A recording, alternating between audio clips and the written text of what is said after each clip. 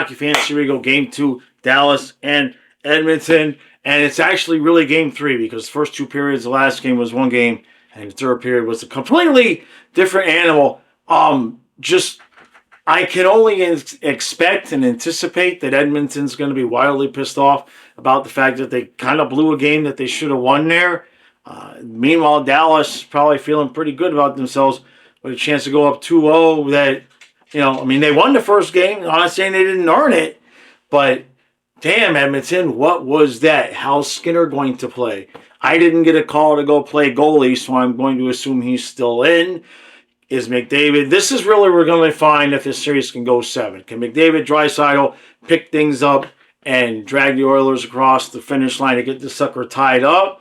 Or is Rantanen and company going to put a big hole in Edmonton's hopes to come back and try to repeat as not champs?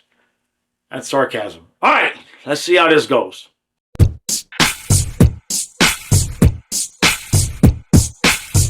All right, so 1-0. Come on. There we go. 1-0 Edmonton. After one, Dallas is trying to keep them in the game. Not keep them in the game, but trying to give them the game. Now the refs have called a couple. They called a stupid penalty each way. They called Dallas for I guess they got boarding. And it was, by the skin of the rule, by the hair of the teeth, it was boarding. But mostly it was just a normal playoff hockey play. And then they got Edmonton for one, but that was kind of ticky-tack as well. But then now, with 30 seconds left in the period, Harley's on Draisaitl, and he literally just grabs him by the neck and tackles him to the ground. So Edmonton's back on the power play. They've got still a buck and a half left to start second period with, and that's the only action Edmonton's really getting. McDavid's had a couple of chances, but that's to be expected. And Dallas looks kind of like they did the first period of the last game, just a little bit better defensively. So Skinner's in, Skinner's playing okay-ish so far, but Dallas is just not real. They don't look real desperate just yet. So let's move on to the second period.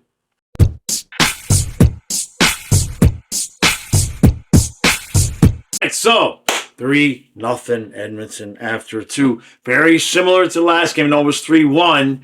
But Dallas came back and won that game. But other than that period, Edmonton has just been dominating this series. And it's not like Edmonton is, in my opinion, playing with a crazy amount of energy. They look like their normal selves. But Dallas just looks kind of like listless out there. They just very, very, what's the word I'm looking for? Just like even. Right, there was a little bump in their energy when Dallas went up, when Edmonton went up 2-0, and they just don't look desperate. It don't look like a Western Conference Finals for them. Edmonton's doing their thing, so it's 3-0. Ottinger sent the puck over the glass, so Edmonton's got about another minute and a half of power play time to start the third period. Obviously, 4-0 would be completely lights out. Feels really lucky right now that Dallas stole that game. I don't know what fire DeBoer is going to have to light under these guys' asses, but they're just not playing with the desperation that you would expect of a team trying to get to the Stanley Cup final. So, all right, let's finish this game up.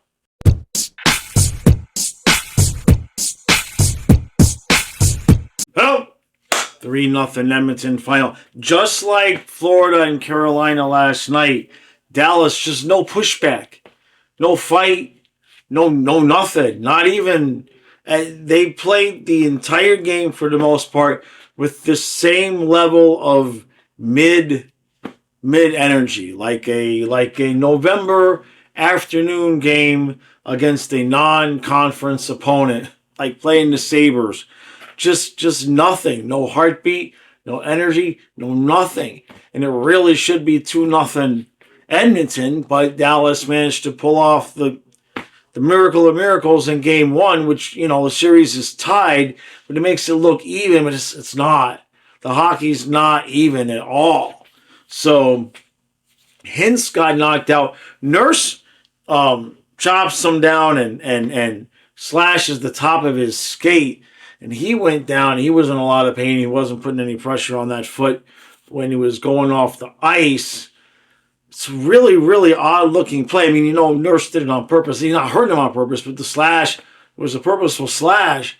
But just the way he went down, where he got hit on the top of the foot, and kind of grabbed his shin, it just makes you wonder if he just had a really, really bad stinger. When it hit his foot, it just sent pain up the top of his leg, but wasn't any kind of structural damage. So I have to see about that, because if Dallas doesn't have Hintz, that could affect them should they win this series. That would affect them much in the same way if the Panthers were to be out of Reinhart, who we won't know. Panthers won't know about Reinhart until tomorrow, but it's probably today, because you're probably watching this tomorrow, but it's today now. So other than that, Skinner with another shutout, and that dude just gives up. He'll just have a shutout and then a lousy game, and a shutout and a really lousy game. And it's just no in between with that guy, and it's got to be maddeningly frustrating for Oilers fans, because you don't really know which guy you're getting on any given night. But for Dallas, you know what you're getting.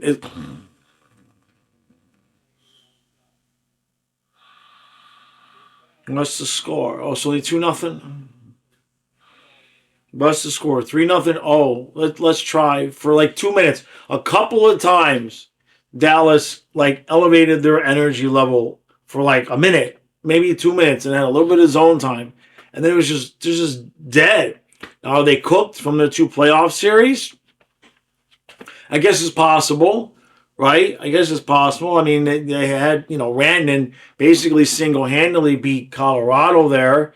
So that's a possibility. That kind of is what I felt what happened to Washington, that, that Montreal had pretty much gashed them. And so neither one of the series is over, right? Neither one of the series is over. But certainly, if I was a betting man and I had some money, I would take a look at the odds for a Florida-Edmonton rematch and then bet the other way, because that's where the money would be. That's where the money would be, right? Right now, picking Dallas and Carolina to make the finals, that's the ticket that's going to pay off. So because they're kind of disappointing, kind of anticlimactic. This has not been all that fantastic the last couple of rounds. Florida and Toronto was a good series, but some of the other, Washington series with Carolina was kind of a dud a little bit. Dallas just kind of walked through. Vegas, right? Edmonton just kind of walked on. Well, no. Edmonton. It was Edmonton and Vegas, right?